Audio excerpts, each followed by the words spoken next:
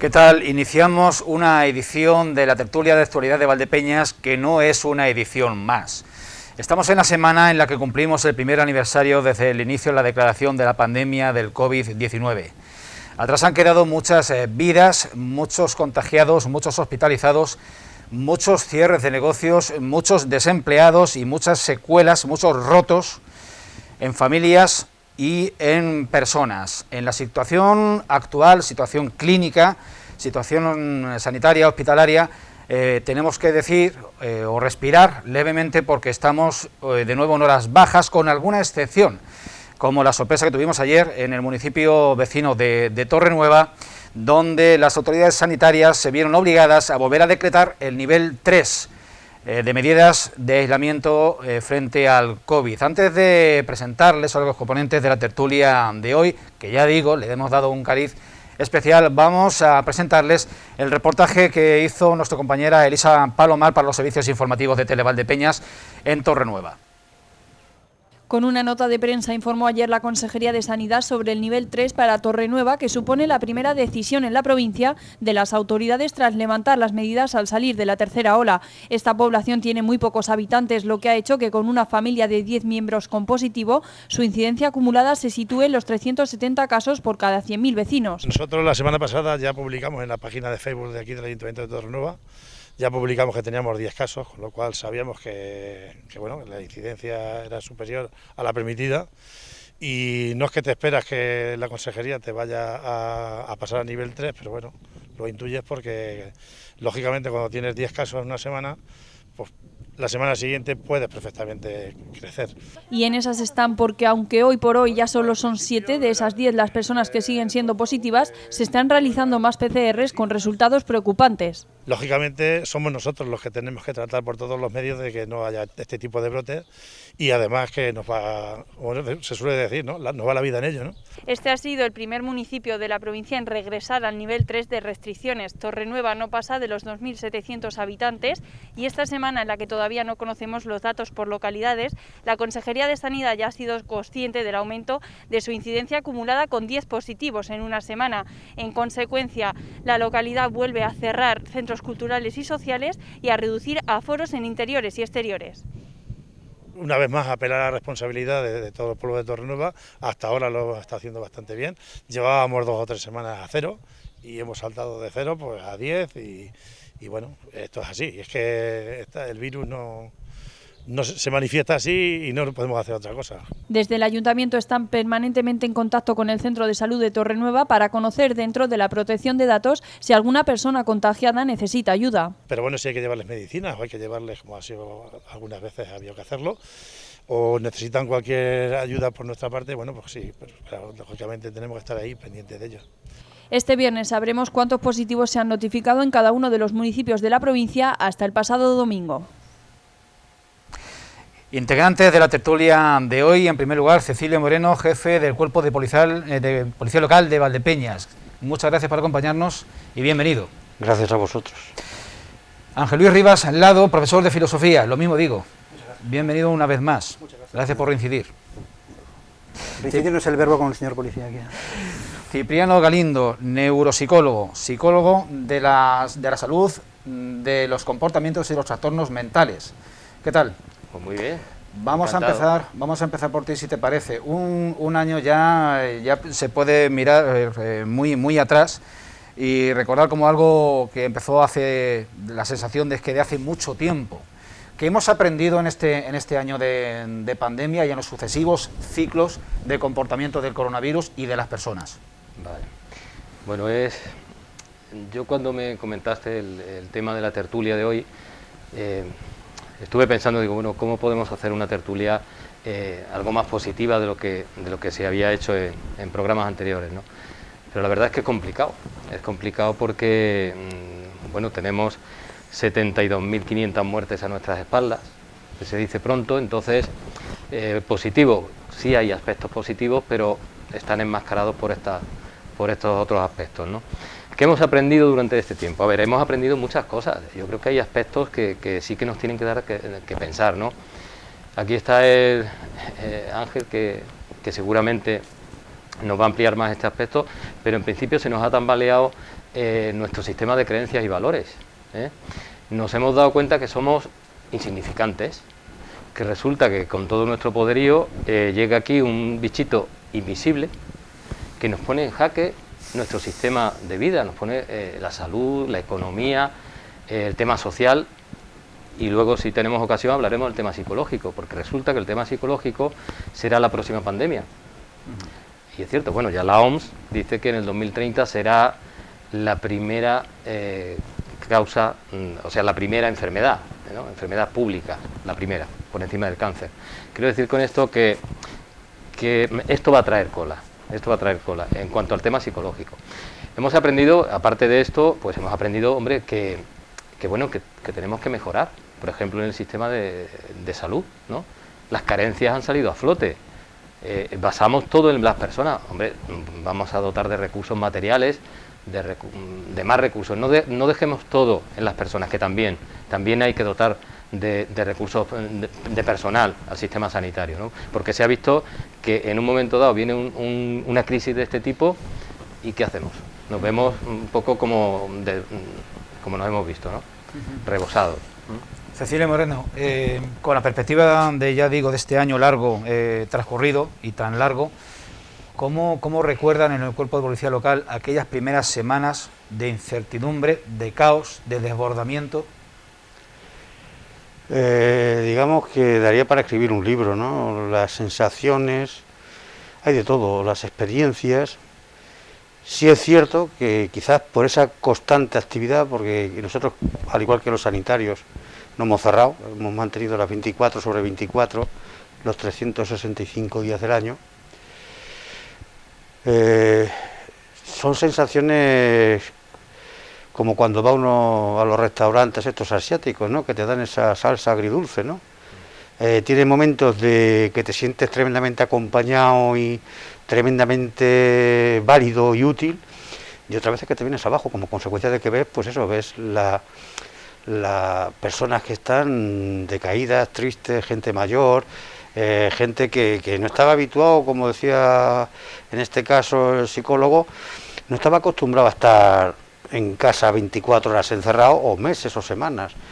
Entonces digamos que eso hay una cuestión que es difícil. A nosotros en la primera embestida nos pasó cierta factura, ¿no? Tuvimos gente tocada y tal, pero afortunadamente creo que hemos sido unos auténticos privilegiados, ¿no? Dentro de ello, porque me parece que nosotros en la primera embestida tuvimos 4 o 6 funcionarios que estuvieron en cuarentena y alguno que estuvo hospitalizado, y el resto hemos mantenido el ritmo y ya digo, sin cerrar y en la calle, ¿eh?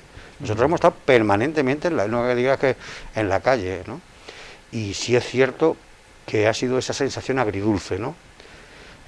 Yo creo que la compostura social ha sido magnífica, creo que de ahí se puede aprender mucho, algo que yo no me esperaba. Yo creía que esto iba a ser un poco más,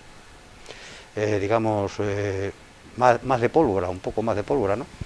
Y no, la gente quizás se ha adaptado a las circunstancias de alguna manera. Hombre, siempre hay algún pirado por ahí que mete la gamba y se va de madre, pero en grupo, la generalidad, el grupo social, creo que se ha comportado con unos valores tremendos, ¿eh? A nosotros desde el primer momento allí nos bajaron comida, nos llevaron libros, nos llevaron para tomar refrescos, raro era el día que no apareció alguien con algo, mascarillas, guantes, o sea, y eso te da unos valores de tu sociedad a la que tú estás sirviendo, que tú no conocías o te lo imaginabas, y sin embargo estaban ahí. En esos primeros días, semanas, eran ustedes quienes quizás extralimitaban un poco sus cometidos y repartían en las empresas y en los centros de trabajo que podían estar abiertos las propias mascarillas. Sí, o sea, se creó ahí una especie de complicidad. Sí. Se creó ese feeling entre unos y otros, y era todo, o sea, ya ha venido no sé quién, ya ha traído no sé cuántas mascarillas, bueno, pues a nosotros ya nos sobran, pues llevarlas a no sé dónde, que eso no tienen. O sea, se creó ahí una red, digamos, de colaboracionismo entre todos, que fue muy interesante. Yo creo que aquella gente que tiene la facilidad de escribir y de plasmar brillantemente esas sensaciones, creo que hay un material más que suficiente para analizar y para verlo con el tiempo y con mesura, porque creo que para mí, aparte de la parte trágica que la hay, y no chica, pero creo que la parte buena y positiva para nosotros creo que ha sido de un gran valor. A nosotros, cuando digo nosotros, digo a la policía, en particular a la policía local, el resto de compañeros de Policía Nacional o Guardia Civil también tendrán algo que decir, pero a nosotros creo que nos ha enriquecido mucho, moral y humanamente. Yo había cosas que había de personas que jamás me lo hubiera esperado, y en esos momentos aparecieron, y eso es agradable, tremendamente agradable. Bien, buena sensación. También hay otras conclusiones que evidentemente se quedan... El tonto de las 4 de la mañana sin mascarilla dando vueltas, ese no te lo quitas, pero vamos, con COVID, sin COVID, con toros o sin toros. O sea, eso pasa como con los temas de tráfico, con los temas en el fútbol, el tipo este que se salta al campo a meter la gamba. Eso es inevitable. En todo colectivo siempre hay alguien dispuesto a meter, pero en cuanto a grupo, como sociedad, vamos, yo no tengo nada que palabras de agradecimiento a la comunidad a la cual me honro en servir. Conclusiones positivas. Ángel Luis Rivas Lado, filósofo. Profesor de filosofía. Una reflexión, empiezo a lo grande. Venga, sí. Una reflexión de este año de pandemia. Pues este año ha sido un año en el que efectivamente, como acabamos de oír, hemos encontrado de todo. Hemos encontrado al Dr. Jekyll y a Mr. Hyde. Dr. Jekyll pues estaba hablando en términos antropológicos, ¿no? Utilizando la metáfora, vamos, el tropo literario de Stevenson, ¿no? El extraño caso del Dr. Jekyll y Mr. Hyde. Dr. Jekyll, pues lo podemos ver efectivamente en toda esta gente, de todos los ámbitos de la sociedad, de todos los cuerpos sociales, de todos los gremios, de todos los estatus, etcétera, etcétera, y sobre todo particularmente, pues por ejemplo, la gente de la sanidad, efectivamente el doctor Jekyll, que se ha dedicado a salvar vidas cuando la gente se estaba muriendo, la gente se está muriendo. Las estadísticas tan optimistas que oímos todos los días, bueno, ya se mueren 200 menos, se han muerto 50 menos, pero 2 días después aparece que se han muerto otros 150 más y volvemos marcha atrás, unos cuantos contagiados, es decir, la cosa no está yendo tan bien, ¿no? No está yendo tan bien. Y efectivamente, pues el ser humano también está mostrando que tiene la faceta Mr. Hyde, ¿no? Mr. Hyde, efectivamente, el tonto de las 3 de la mañana, ya no sé cómo calificarlo, el de las 7 de la tarde sin la mascarilla. El ser humano está dando muestras. Cuando digo el ser humano, yo me dedico a esto de la filosofía, entonces muchas veces hablo en términos así muy rimbombantes y muy universales si queremos, pero es que yo creo que esto es fundamental, ya empezar a tomar este tipo de lenguajes, ¿no? Empezar a usarlos. El ser humano durante este año, más unos cuantos meses, porque esto empezó unos cuantos meses antes, ha venido demostrando que efectivamente tiene 2 facetas muy claras. La faceta admirable de la colaboración, la lucha, el deseo de supervivencia, la solidaridad con los demás, y el otro aspecto, el aspecto lamentable y en muchos casos está repugnante del egoísmo más absurdo, más ridículo, la insolidaridad, tengo que luchar por mi derecho a hacer una fiesta, como decían los Beastie Boys en los años 90, ¿no? Lucha por tu derecho a la fiesta, ¿no? Entonces, claro, por no hablar ya de otras cuestiones. Y además, a mí me da la sensación de que determinadas cuestiones que están, acontecimientos que están sucediendo, que se pueden identificar o se están identificando en los medios como de otro orden de cosas, al final yo creo que hay un cierto mecanismo humano de descarga, él nos lo podría explicar mejor desde el punto de vista de la psicología. Hay muchas tensiones sociales que estaban ahí latentes y que el hecho de tenernos encerrados, de tenernos más controlados, de tenerlos casi amenazados con que nos podemos morir en cualquier momento si somos un poco imprudentes, y al final salen esas tensiones y se aprovecha cualquier pretexto que se encuentra pues para tirar piedras, agredir a policías, quemar contenedores, y ya de paso, pues ya a río revuelto con 11 pescadores, pues me llevo un bolso de Chanel o me llevo unas zapatillas Nike que en condiciones normales no podría comprar. Y entonces pues todo se junta, son ese tipo de tensiones, y hemos de aprender a luchar contra el bicho. Bueno, no es un bicho, pero bueno, popularmente se dice el bicho. Hemos de aprender a luchar científica, técnicamente, sanitariamente y moralmente contra el virus, contra esta pandemia, y también contra todos aquellos elementos que realmente en la naturaleza humana nos resultan más desagradables, más repugnantes, pero que están ahí, son inevitables. Y, si se me permite, al respecto de esto, por ejemplo, esto de las pandemias, evidentemente, llevan sucediendo a un nivel evolutivo desde que hay vida en el planeta Tierra. Yo quisiera recomendar este libro de Juan Fuello, Viral, van ya unas cuantas ediciones, el libro de Juan Fuello, Viral, Juan Fuello, toda la pinta de asturiano, trabaja desde hace 25 años y vive en, a ver que nos refleje, y vive en Houston, es oncovirólogo o vironcólogo, como se quiera decir, y se dedica a intentar encontrar una cura para el cáncer, precisamente a base de modificaciones genéticas en virus. Es un libro estupendo, absolutísimamente recomendable, que hace una historia, el subtítulo es La historia de la eterna lucha de la humanidad contra los virus, absolutamente recomendable. No se ha escrito en el último año. Sí. ¿No es una obra oportunista? No. ¿Es oportuna? Oportuna y oportunista, si gana dinero, mejor para él, ¿verdad? Encantado de la vida. Encantado de la vida de que un señor que es un científico, que sabe de lo que habla, gane dinero, y cuanto más mejor. Cuanto más dinero gane, más tiempo va a poder estar investigando tranquilamente a su aire, y mejor nos vendrá a nosotros. Ganar dinero es una cosa buenísima.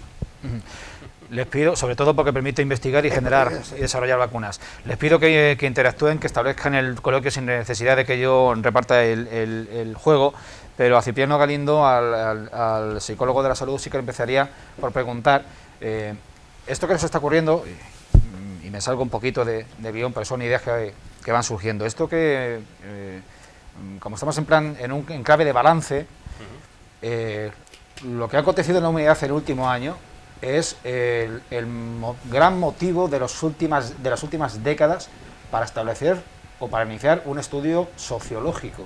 Ah, bueno, claro, lógico, bueno, claro que sí. Y bueno, al hilo de lo que decía el jefe de policía, Cecilio, a partir de ahora, bueno, ya hay muchos estudios sobre esto, desde el punto de vista de la salud, sanitario, desde el punto de vista psicológico, desde el punto de vista filosófico, desde el punto de vista sociológico y seguramente también desde la seguridad, porque esto es que afecta a todos los ámbitos de la sociedad, a todos, ¿no? Y a partir de ahora, pues efectivamente no solamente van a salir un libro, sino que van a salir cientos, igual que saldrán películas, igual que saldrán... Hay una película ya por ahí rodando, bastante catastrofista. Estudios muy, además muy bien avalados, ¿no? que ya serán más rigurosos, que esto también lo hemos aprendido, que tenemos que confiar en la ciencia, que la sociedad debe valorar a la ciencia. No me refiero a una valoración económica, que también, me refiero a esa valoración de decir, ¿cómo puede ser que valoremos más a un futbolista que a un científico, que se tienen que ir de este país a investigar? Vamos a invertir un poquito más en investigación, porque es que nos salva la vida. Es que dependemos de la ciencia, ¿no? Es que no hay otra manera de salir de esto, ¿no? Entonces, bueno, pues también lo que decía Cecilio es el tema de que hemos estado un año, bueno, es que seguimos, estamos haciendo un balance de un año, pero esto no ha terminado. Resulta que llevamos un año en una situación, aparte de una crisis sanitaria, en una crisis de incertidumbre, porque resulta que es que esto no se acaba nunca. No se acaba. Torrenueva de repente nivel 3. No sabemos qué va a pasar en Semana Santa. Seguramente después de Semana Santa cierren algunos municipios, porque seguramente va a haber estos que estamos hablando que se pasarán un poquito. Con lo cual es que no sabemos. ¿Qué pasará mañana, no? Que es otra cosa de las que hemos aprendido.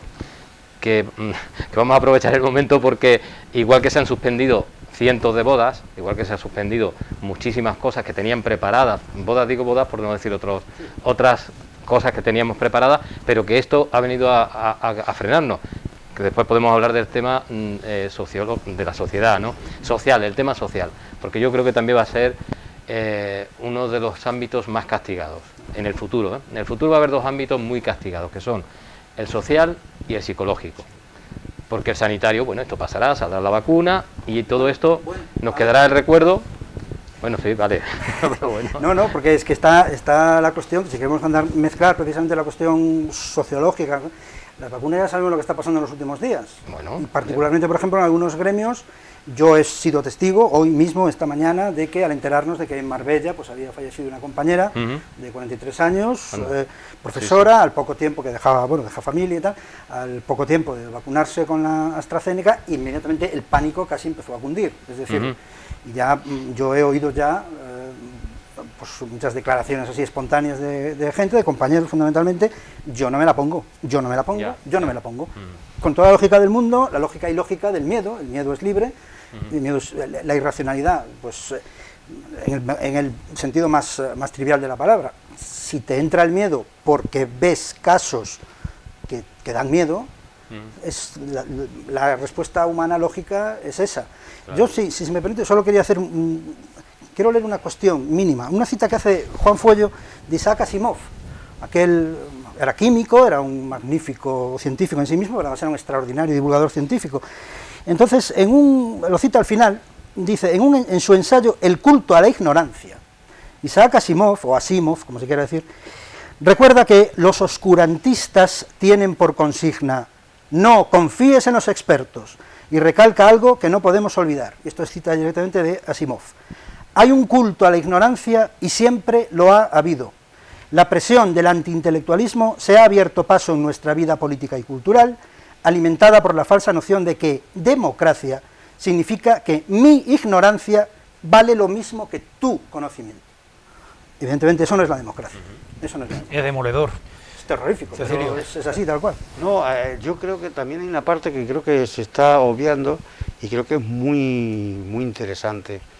Y es, en base a lo que estamos hablando, que la gente cuando dice, no, yo no me la pongo, o si es esta no, sí, o aquella no, yo creo que no lo dicen en función de que conozcan lo que se está produciendo, porque yo, lo primero que hice cuando surge esto es llamar a amigos míos, gente relacionada con temas de sanidad, y oye, esto, y me dijeron, tú póntela.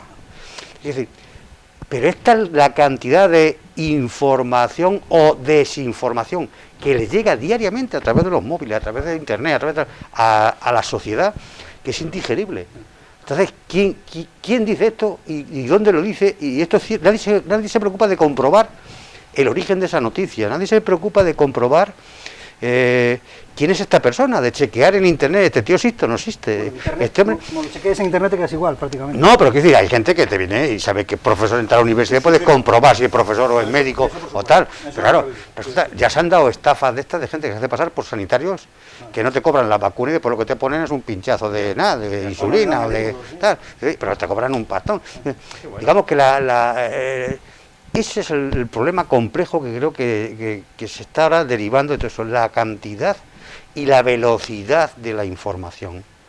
Entonces, cuando tú quieras terminar de leer el libro de este hombre, de Juan Fuello, Viral, cuando tú termines probablemente no porque él no haya dicho una gran verdad o haya aportado un gran conocimiento, pero a través de otros múltiples conductos o tal, va a haber tal cantidad de información que lo ha desplazado por completo. Porque es que fundamentalmente un libro. ¿Qué universidad no tiene un departamento de medicina? ¿O qué universidad no tiene un departamento de investigación? ¿O qué universidad no tiene un departamento de analítica forense? Entonces, eso es algo. Y claro, todo el mundo trata de salir en la foto lo antes posible y contar su versión. Es que ese es Mr. Hyde también. Claro. Esto es un negocio. Y quiero decir, lo de la mascarilla es un negociazo. Pero es que aparte de eso, después está, digamos, el malo malísimo, que se está trascachado entre todas esas luces y aprovecha las sombras para también cargar su parte de historia. Y claro, eso a la persona que habitualmente le llega la información porque no, me lo he bajado del móvil, que fíjate lo que dicen, ese daño colateral, ese sí que hace, y ese sí que no va a ir a contrastarlo con nadie, ni le va a preguntar a su médico probablemente. Es un daño estructural más que colateral. Pero sí, entonces si nos damos cuenta, ya termino, se ha creado, ya haciendo balance, volviendo quizá al tema de la tertulia, se ha creado en la sociedad, yo diría mundial, prácticamente, una conciencia de engaño, una conciencia de desconfianza hacia nosotros mismos, hacia el ser humano, ¿no? Que si el virus es creado, que si la vacuna no funciona y son todos que nos van a meter ahí, que nos tienen controlados, quiero decir, el negacionismo, ¿no?, que se está produciendo. Pero pues es una consecuencia, o sea, todo esto, como balance podemos decir que se está produciendo esa desconfianza hacia todo. O sea, es dentro de esa incertidumbre que yo hablaba. Estamos siempre en una continua incertidumbre. ¿Será verdad todo esto? ¿Será cierto que es un virus que venía de un animal? ¿O será que lo han creado porque estaba China, a ver si fastidiaba a Estados Unidos y de camino ya quiero decir que otra cosa de lo que nos está son dejando. muchos debates lo que genera, porque está planteando la disyuntiva entre negacionismo y escepticismo. Claro, o sea, el escepticismo el escéptico que piensa, o el mal pensado que piensa que, no es lo mismo, que el virus... El escéptico piensa bien. Claro, ya, pero piensa que el virus no se ha escapado, lo han soltado. Y Bueno, el negacionista piensa que el virus no existe. No existe, eso está claro, sí. Vamos a ir unos minutos a visitar empresas, a visitar negocios, a visitar comercios, y a la vuelta pues les voy a plantear si las medidas de protección, con el antecedente, la malísima experiencia, la nefasta experiencia del Salvemos la Navidad, las medidas que han articulado las autoridades de todo el país y en particular de Castilla-La Mancha para salvarnos de la Semana Santa. Vamos pues a 5 minutos de publicidad y enseguida volvemos con la tertulia. No se vayan.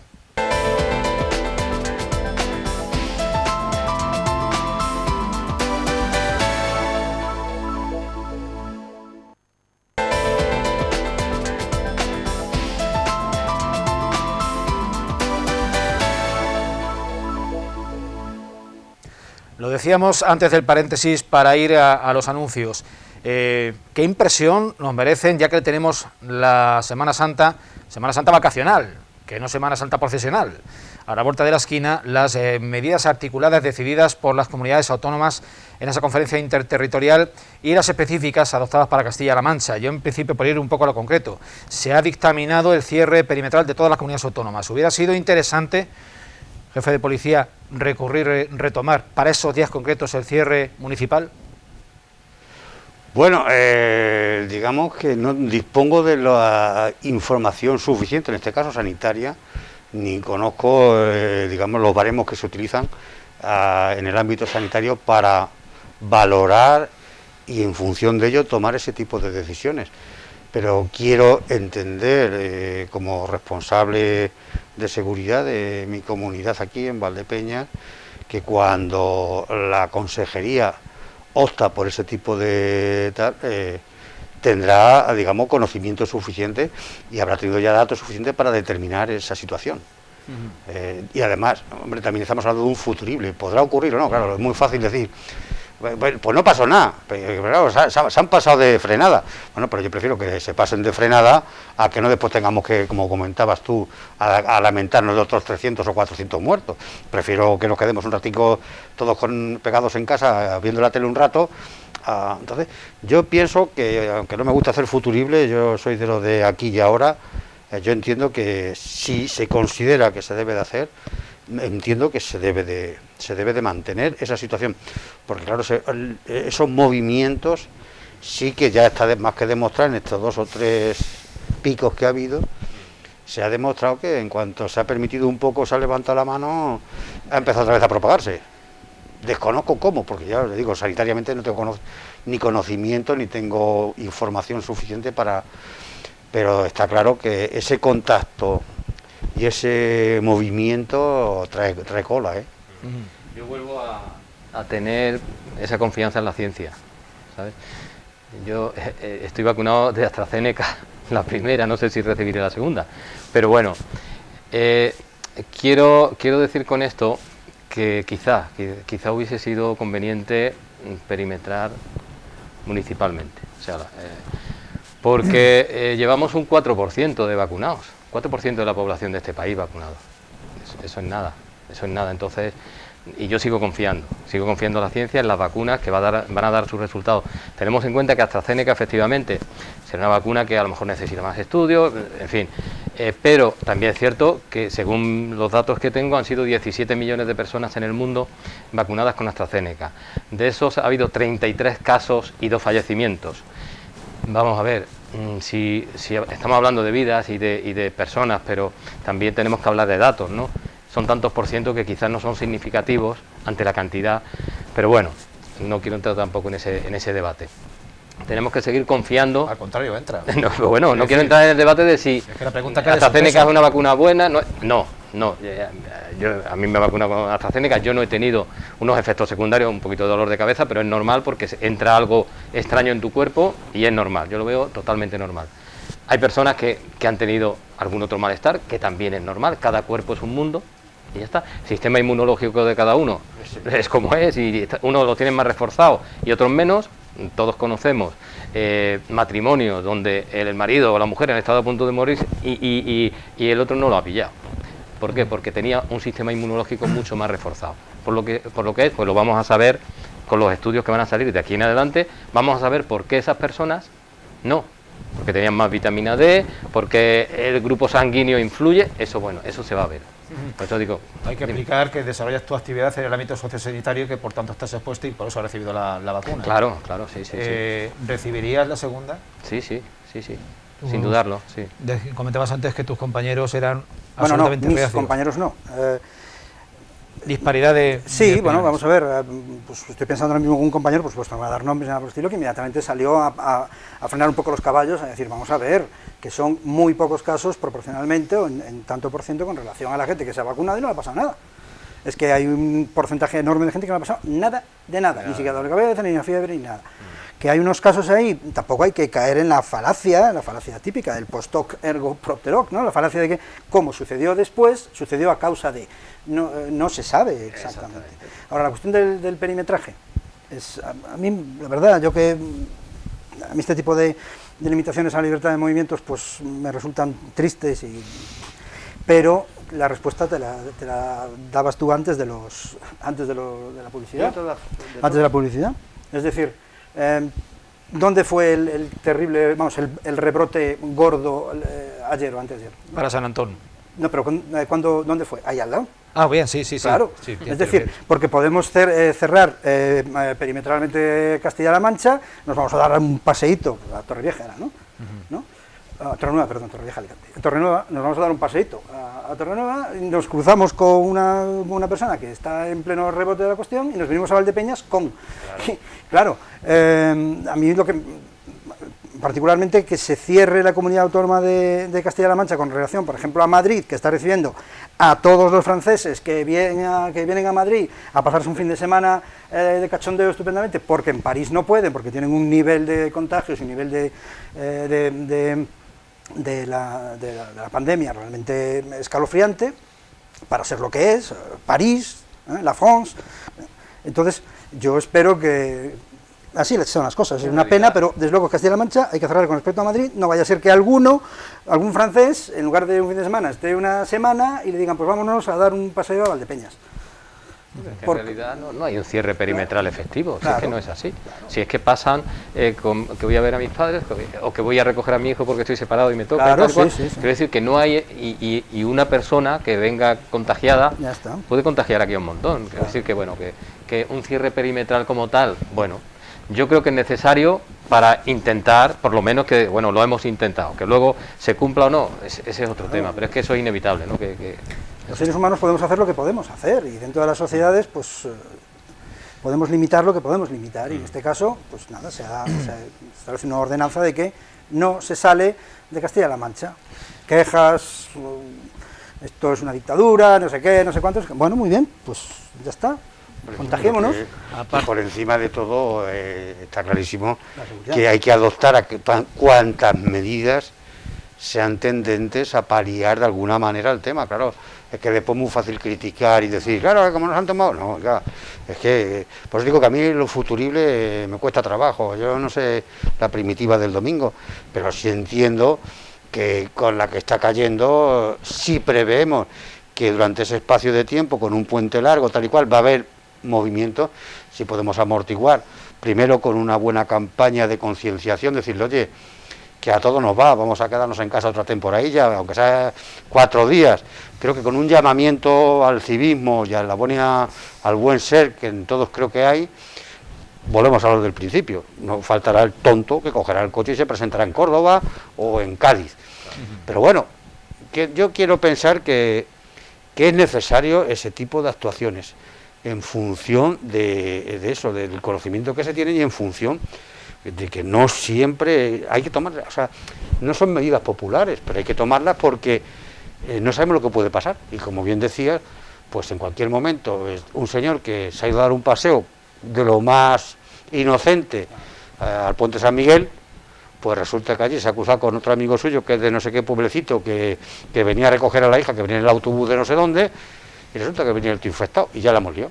Entonces creo que sí es bueno el tema de conciencia, pero yo empezaría primero con ese sistema de que se está haciendo evidentemente, pero digamos con el acento al lado, un poco más de exigencia en el personal y en última instancia ya con esa perimetración de decir no, usted ni puede entrar ni salir, salvo que sea una cuestión puntualmente necesaria, ¿no?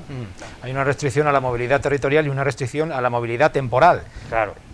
Perdonadme que en este momento no tengo fresco si el toque de queda se adelanta a las 10 o a las 11 de la noche. En todo todo caso, apunta que va a ser a las 11. Todo apunta a las 11 de la noche, ¿verdad? Suficiente, es una... Pero lo cual no quita que es una opinión mía, no tengo conocimiento, pero quiero pensar que si por alguna circunstancia aparecieran datos que fueran en esa línea, digamos, de subida, se fuera bajando. De hecho, ya hay alguna comunidad que lo ha dicho. El consejero si de Sanidad esto sube, lo dijo. se va a bajar. Inclusive si se acordaba de manera mancomunada con el resto de territorios, bajarlo a las 10, que se haría inclusive antes de Semana Santa. La gente se está comportando por regla general bien, ustedes que tienen el control, la vigilancia de las terrazas de la hostelería, tanto a la norma de permanecer sentados como a la norma de no juntarse más de 6 personas. Mayoritariamente sí, pero la excepción existe. O sea, Palmaria y notoria. Palmaria y notoria. Claro, yo soy testigo. Pero decir, pero vamos, claro, así lo digo, así de claro. Es como lo hablábamos antes de los negacionistas y el otro. Hay gente que dice, no, esto es una tontería y yo no paso por ahí. Bueno, pues ya está. Pero en función de eso también, pues esa gente procuramos, dentro de los instrumentos que disponemos de carácter administrativo, corregir ese tipo de conductas, ¿no? Hay gente que te llama y mire que están ahí abajo y están con la litrona. Claro, cuando llegas a lo mejor ya no están, ya se han marchado. O también se da el caso de que no hay una buena química, una buena relación vecinal o tal y cual, y es una forma. Pero vuelvo a repetir que es una minoría. Quienes transgreden la norma son fundamentalmente personas joven no necesariamente. Nosotros tenemos algún caso de personas que eran gente ya madura, pero sencillamente eran, pues esos negacionistas, que esto era una pura mentira, que esto es un invento por decir algo de Soros y no sé quién, y que esto es una historia que los americanos están detrás porque tienen algo contra los chinos, y los chinos quieren llevarse las tierras raras de Santa Cruz, por decir algo. Y claro, ante eso ya dices, apaga y vámonos, ¿no? Tengo que decir que... Pero la experiencia nuestra aquí no es significativo, no es significativo. ¿Dónde más se da? Pues quizás en ciudades, a mayor ciudades, más difícil de controlar, claro. Pero en ciudades pequeñas, nosotros aquí estamos entre Policía Nacional y nosotros, podemos en cualquier turno podemos juntar 4 o 6 patrullas. Y nosotros tenemos más o menos dividido en distritos y nosotros en una vuelta sabemos perfectamente qué es lo que se está cociendo en cada sitio. Ahora, claro, estamos con lo de siempre. Si pasa la patrulla y en ese momento, como te están viendo, pues ya todo el mundo se sienta, no vas a estar en la puerta esperando a que se levante y se vaya a la barra. Pues tú continúas con el servicio a otro sitio. Pero digo que no es significativo. Aquí afortunadamente el 80, el 90% del personal cumple la norma y los locales también afortunadamente no ha habido ningún problema. En cuanto a los horarios, se les dijo que a las 23 tenían que decirle a la gente desfilando, salvo que por la ventanilla iban a recoger comida o a domicilio, pero ya a partir de eso era recoger y limpiar, y a las 24 cerrado, y eso se ha respetado a rajatabla. Yo, hilando un poco con lo que comentabas antes, Cecilio, del tema del balance, ¿no? Del balance de lo que está pasando, de lo que ha pasado en este último año. Y decías que las administraciones tendrán el conocimiento suficiente como para poner la hora de toque de queda o perimetrar los municipios o las comunidades, ¿no? Pues lo deben tener, porque yo creo que 11, 12, 1 me da igual. O sea, tendrán seguramente, y seguramente dicen, no, mira, es que si cerramos a las 11 hay tantos contagios menos, No lo sé, yo dudo de eso, yo creo que ahora mismo nos estamos cargando, se están cargando, o este virus, o esta pandemia se está cargando la hostelería y la restauración, se la está cargando, son desde luego, bueno, y los pequeños comercios, negocios de información, se está cargando muchos negocios que bueno, los de ocio, por ejemplo, agencias de viaje, bueno, se las está cargando totalmente, ¿no? Sobre todo aquí en nuestro país. Entonces, bueno, es que han cerrado 68.000 empresas en lo que va de año, hablando de balance, 68.000 empresas, y se prevé que cuando termine el 2021 va a haber un 10% más de las que han quedado, van a ir a la quiebra, y entre ellas la mayoría van a ser hostelería, restauración. Cerrar a las 11 de la noche la restauración, la parte, esos son ERES, son problemas psicológicos, claro está, porque si estamos endeudados hasta las cejas, tenemos que cerrar el negocio, que comemos, son muchas familias las que están sufriendo. Digo con esto que las administraciones deben estar muy seguras de que efectivamente cerrando a las 11 y que la gente esté en su casa a las 11 se van a evitar muchos contagios. Es que si no... ¿Sugieres, Cipriano, que la hora del toque de queda da pie a que quien quiera reanuda la fiesta en espacios privados? Hombre, donde el control es... A ver, yo pienso que el que quiera seguir su fiesta en sitios privados lo va a seguir. Lo va a seguir siempre y cuando pues tenga la conciencia de decir no molestamos, porque en cuanto molesten pues está la policía allí, ¿no? Pero lo que está claro es que cerrar a esa hora, no sé si cerrando a la 1, por ejemplo, y cerrando a las 11, esa diferencia horaria se va a ganar más en el sentido de decir, pues mira, menos contagiados, menos fallecimientos. Si es así, bienvenido sea. Pero yo es que lo dudo, de verdad, lo dudo porque, y lo que estamos haciendo es que lo de la hostelería, a ver, yo pienso que con responsabilidad y más control, no puedo culpar a nadie de eso, ¿no? Pero la responsabilidad de los hosteleros, de los restauradores y el control es decir, bueno, el que no cumple, bueno, pues que lo pague. Es verdad que han pagado justos por pecadores, están pagando justos por pecadores. Yo sé de establecimientos que están cumpliendo con las normas a rajatabla. Sé de otros establecimientos que no lo hacen. Entonces, unos por otros, pero es que resulta que cuando se cierran a todos. Entonces eso es que yo de verdad, digo, madre mía, cómo se sentirá estas personas que tienen un negocio abierto, que están pagando unos gastos fijos mensuales y que no tienen nada que llevar ese mes a su casa, macho. Ángel Luis, profesor, sí. Prevención. Con lo que llevamos ya recorrido, ¿qué mensaje, qué pautas, qué enseñanza les transmitís en las aulas a los adolescentes para prevenir y que no incurran en comportamientos contraproducentes? Vamos a ver, yo particularmente doy clase a alumnos de cuarto de ESO en adelante, hasta segundo de bachillerato, y son adultos. Esto de que son los niños, de eso nada. Son gente que está entre los 15 y 16, 18, incluso algunos pues tienen algo más. Son seres humanos que llevan ya mucho tiempo entendiendo perfectamente el discurso humano y entendiendo los valores humanos, los valores éticos, los valores jurídicos, los valores sociales y la necesidad de cumplir con determinados preceptos que surgen del legislador en un momento determinado, que se ve impulsado, sus motivos tendrá siempre, en todo caso motivos objetivos en este caso, a establecer determinadas normas. Ellos, desde luego, mis alumnos lo entienden todo perfectamente. En algún caso hay que a lo mejor pues hay que explicárselo 3 o 4 veces, pero en general, aunque sea, desde luego, aunque sea de una manera intuitiva, ellos se dan perfecta cuenta y son capaces de razonar, por ejemplo, en clase.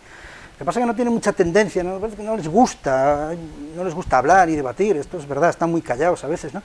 Pero en cuanto les tiras un poco de la lengua, ellos son perfectamente capaces de argumentar y de comprender argumentos. ¿Qué hay que hacer con ellos? Hablarles, explicarles las cosas, instruirles, ilustrarles y escucharles.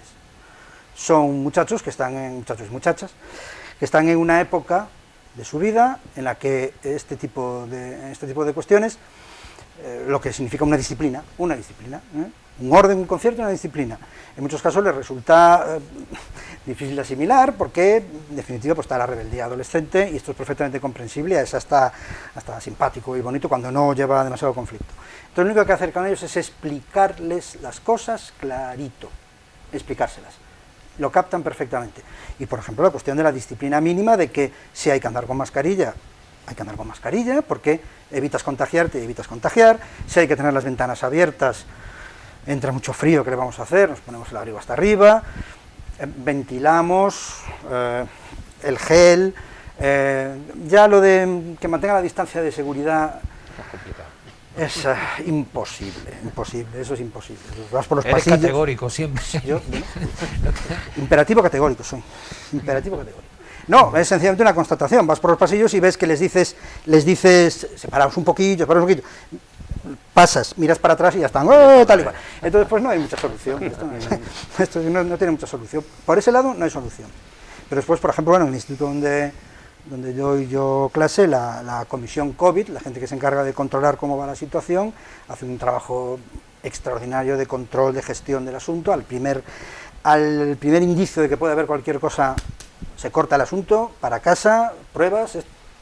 Entonces es un entorno en el que estamos, pues a lo mejor, como le digo yo, en una ocasión hablando con ellos precisamente de esto, es curioso, ¿no? Salimos de la valla del instituto para afuera y no nos podemos juntar más de 6, pero en el instituto podemos estar 25 en 30 metros cuadrados, ¿no? Claro. O 26, incluyéndome a mí. Entonces, pues son esas cosas paradójicas, pero funciona relativamente bien, suficientemente bien. Desde luego no es en los centros educativos en donde están provocando los conflictos de este tipo. Pueden venir con el bicho de fuera, pero nosotros lo estamos controlando bien, sobre todo la comisión COVID de los institutos, ¿no? Lo está haciendo muy bien. Me sugieres una idea, Sí. Estamos hablando de un centro de enseñanza que es también un centro de trabajo, donde estáis más de 1 millar de alumnos y cerca de 200 profesores. Bastante más de 1 millar, sí. Bastante más de 1 millar. Es uno de los centros docentes, es uno de los centros de trabajo más potentes en cuanto a usuarios. Sí, es un centro gigantesco. Y tenéis una comisión COVID. En el cuerpo COVID de policía local, con en torno a medio centenar de funcionarios que se traen, que como decíamos al principio, no tienen ante sí un trabajo fácil. ¿La pandemia ha alterado la manera de organizar el servicio de alguna forma? Bueno, hay unos protocolos que se siguen a rajatabla. Nosotros los vehículos, los relevos concretamente, de la noche a la mañana, se pasan todos los vehículos por el sistema este de ozono. Los vehículos se fumigan por dentro con unos sprays especiales de unas, no sé cómo se llama, es como un hidrogel pero en aerosol, con alcohol. Se utilizan guantes de desechables porque nosotros, aparte, somos cabecera de partido judicial y todos los detenidos del resto de cuerpos, cuando pasan a disposición judicial, pasan por allí, que aparte del tema COVID también pueden traer otro tipo de enfermedades contagiosas, pues son personas en algunos ambientes bastante marginales. Entonces nosotros sí tenemos unos protocolos que procuramos llevarlos a sus últimas consecuencias. Nosotros, cada vez que alguien pasa a un despacho y se sienta en una silla, la silla se fumiga. Cada vez que se entra o se sale de un calabozo, se lavan las manos, se desinfectan los pies, unas estrías especiales, los zapatos, todo. Cada vez que se utiliza ropa de abrigo en los calabozos, por ejemplo, eso va automáticamente fuera, se trae limpia. Quiero decir, nosotros tenemos unos protocolos bastante exigentes en ese aspecto. Procuramos en los turnos diurnos, pero es de manera voluntaria, de que los policías, si quieren, pueden ir en patrullas unipersonales, en los turnos diurnos. En los nocturnos no, los turnos van de 2 en 2. Suelen ser turnos cerrados, de manera que no haya rotaciones muy grandes, porque ahí también hay un riesgo grave en esa rotación. Entonces casi siempre coinciden los mismos, salvo que haya que hacer un refuerzo por alguna baja, un día de vacaciones, un permiso especial o tal. Pero sí procuramos ser muy exigentes en ese tipo de protocolos. Normalmente arriba a la unidad administrativa pues suele subir personas de uno en uno, vamos, sube una persona, hace la gestión, sale esa persona, sube otra y así. Pero pueden acceder a la dependencia perfectamente y ya digo, todo en esa línea. Al hilo de lo que aquí último decía, claro, es que también muchas veces se pretende que por parte de los cuerpos policiales se haga no sé qué tipo de labores, y muchas veces también es muy complejo hacer labores, porque nosotros siempre tenemos que ir, aparte de con el sentido común y la buena voluntad, pero tienes que ir siempre muy abrigado con el tema legal. Y entonces, si la norma no te acompaña, por muy claro que lo tengas, tú tienes que andarte con mucho cuidado porque se puede volver en contra, tipo boomerang. Entonces, nosotros procuramos adaptarnos a la norma. Entonces, si Sanidad dice que es esto, nosotros vamos por el camino que nos marca Sanidad. Y si mañana, en vez de tal, o sea, el tema legislativo, procuramos llevarlo lo más ajustado al protocolo de trabajo. Yo tengo una pequeña anécdota. Yo tengo unas compañeras, 2 o 3 o 4 compañeras, que ya casi es un chascarrillo ahí en la sala de profesores, porque siempre que llegan de dar sus clases vienen con el bote este de spray y le ponen... Es la sala de profesores más higienizada de Europa, posiblemente. Y esto pues es indicativo de que somos conscientes de lo que es necesario hacer, ¿no? A lo mejor siempre se puede pensar, estamos exagerando un poquillo, ¿es necesario realmente? Sí. Bueno, pero más vale pecar por por exceso, exceso, ¿verdad? perfecto. Sí. A ¿Por mí qué? se me venía a la cabeza antes cuando has estado hablando del tema de la docencia, Sí. que hemos aprendido más cosas que se me van viniendo a la cabeza, ¿no? Hemos aprendido que tenemos grandes aliados como son las nuevas tecnologías, ¿verdad?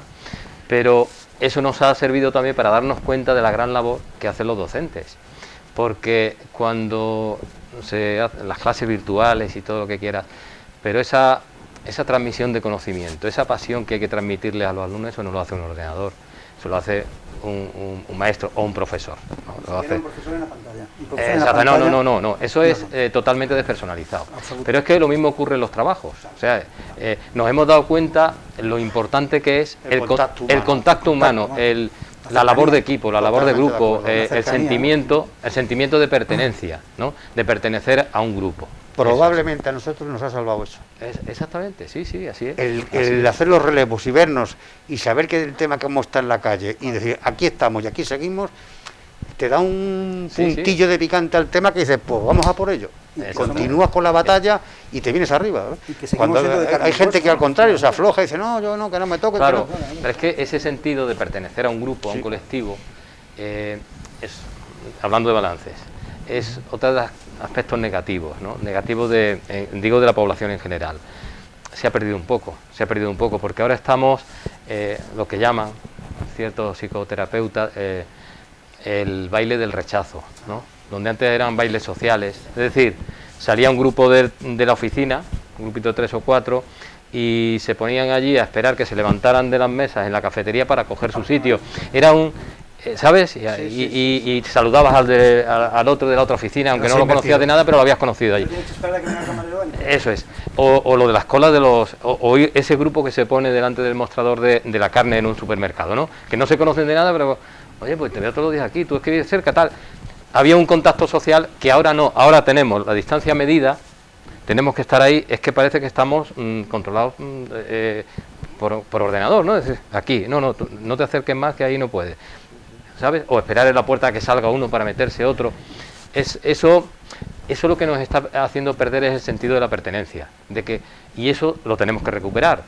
Y mi preocupación es que nosotros lo podemos recuperar, porque tenemos unos cerebros ya conformados y bien conformados. Bueno, pero ¿qué pasa con los pequeños? ¿Qué pasa con niños de 3, 4 años que están viviendo el hecho de que los abrazos no, besos no? Rostros, la mitad.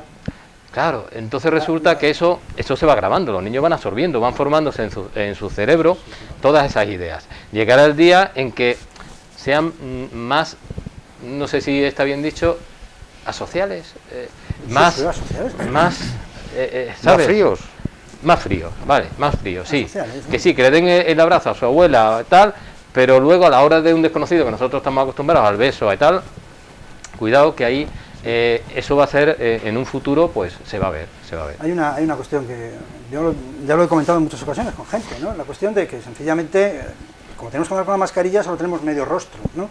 Eso tiene una cierta ventaja porque de nariz para arriba somos todos muy guapos, ¿no? Nosotros somos muy guapos. Pero está la cuestión de la sonrisa. Sí, exactamente. La sonrisa. Estás en el supermercado y un niño hace una de las suyas, ¿no? Y cuando estás sin la mascarilla, en tiempos normales, de la vieja normalidad, se te escapa la sonrisa. Miras para ahí y se te escapa la sonrisa, ¿no? Haces una tontería o se te escapa la sonrisa y el niño te la devuelve, ¿no? El niño te devuelve la sonrisa. Entonces el niño se da cuenta de que el mundo no es horrible. Hay un tío que está ahí grande, que es mucho más grande que yo, que es un adulto y que a lo mejor algún día está a lo mejor profesor mío, y resulta que me sonríe, ¿no? En cambio yo ahora, a mí se me escapa, evidentemente, ahora mismo estoy sonriendo debajo de la mascarilla, no se ve, ¿no? Si yo estoy en la cola de un supermercado y el niño está a mi lado y hace alguna de las suyas, o su madre le dice cualquier cosa y resulta simpático, a mí se me escapa la sonrisa, el niño no me ve. Es que eso, utilizando el símil taurino, diríamos que no transmite. no transmite. Entonces, ahora, por ejemplo, tratas de, como nosotros, por ejemplo, cuando vamos a hacer los colegios, pues el control de colegios COVID por la mañana, de que la gente no se acumule las puertas, tal y cual, que lamentablemente no podemos hacerlo muchas veces todos. Aprovecho la ocasión para decirlo porque no hay personal suficiente para cubrirlo todo. Pero te encuentras con que antes los niños te miraban y tú les sonreías, claro, o le hacías cualquier tontería, y ahora te miran como diciendo, el tontarra este no me dice nada, y ayer me hacía... Y es cierto, ¿no? Has perdido ese contacto que tú decías, no se da ya, o sea, se ha perdido ese contacto y claro, pues dices tú, ese niño eso le está todos los días marcando, desde ahora, ¿no? Me acuerdo alguna vez, cuando antes de todo este fregado, y a lo mejor, pues, sobre todo los más pequeñejos, te decía la madre, ¿se puede subir al coche? Y vamos, al niño le hacía ilusión, pero a nosotros nos hacía mucho más. Y a lo mejor se subía al coche y lo llevaba desde 5 metros, desde aquí a la puerta del colegio. El que le hacía una ilusión aquello, pero claro, es que ahora mismo ni te ven la cara, no transmites nada, o sea, es frío. Es allí un tío de uniforme. Hay una despersonalización. Efectivamente. Una cuestión final, 5 minutos, si les parece, que no sé si sea cortarles el rollo a cada uno de ustedes, porque no es una cuestión que excede con creces de sus respectivos negociados. El tema político. El tema político. Da la sensación de que determinados elementos de la élite o de la cúspide política de nuestro país están a otra cosa, con lo que está sucediendo están a otra cosa. Mociones en Murcia, convocatoria de elecciones en Madrid, salida del gobierno del vicepresidente segundo para concurrir en Madrid, la sesión de control de ayer miércoles, en fin, no sé qué piensan, si hay una sintonía o están a otra cosa o no están a la altura. Opiniones, quien quiera formularlas. A ver, yo creo que bueno, hablando de balances, los primeros que tenían que hacer un balance son ellos, son los políticos, ¿no? Sobre todo los que dirigen, hacer un balance. ¿Qué ha pasado en este año, desde que empezó esta alarma sanitaria hasta hoy? Y en base a eso, ¿qué medidas? ¿En qué podemos mejorar, ¿no? Después de un año de experiencia y después de un año que se ha visto mucho. A partir de ahí sí que se tenían que tomar pues medidas y bueno, efectivamente están a otra cosa.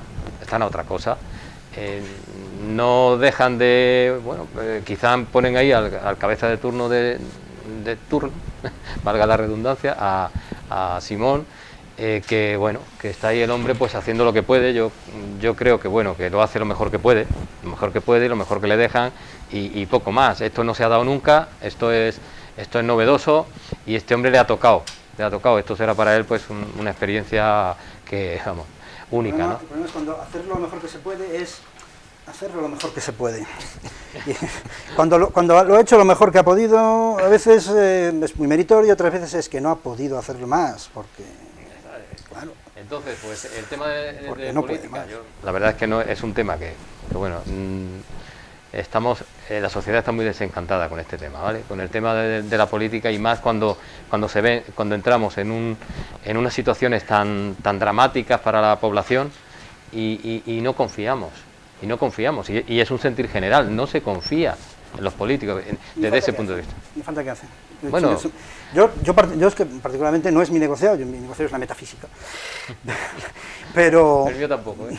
Pero yo soy un enfermo de la política, quiero decir, a mí lo que no hago es ver la tele de un tiempo a esta parte, yo solo veo tele de Valdepeñas de un tiempo a esta parte. Gracias. No, eso sí, la cosa no es así. Entonces, pues realmente la situación política en España es fundamentalmente esperpéntica, es claramente una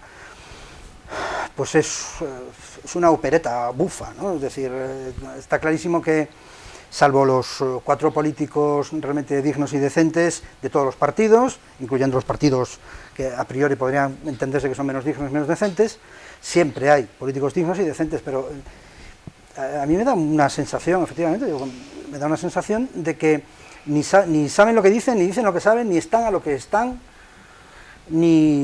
están a lo que están. A lo que están es claramente lo que decía el viejo Maquiavelo, llegar al poder y mantenerse a toda costa. llegar al poder y mantenerse a toda costa. Y llega un momento en que uno llega al poder y se mantiene todo lo que puede, y por no mencionar casos concretísimos, pero que tú más o menos has indicado ya, se mantiene en el poder todo lo que puede, llega un momento en que no puede más. ¿Y qué hace? Se va a la sucursal, intenta irse a la sucursal.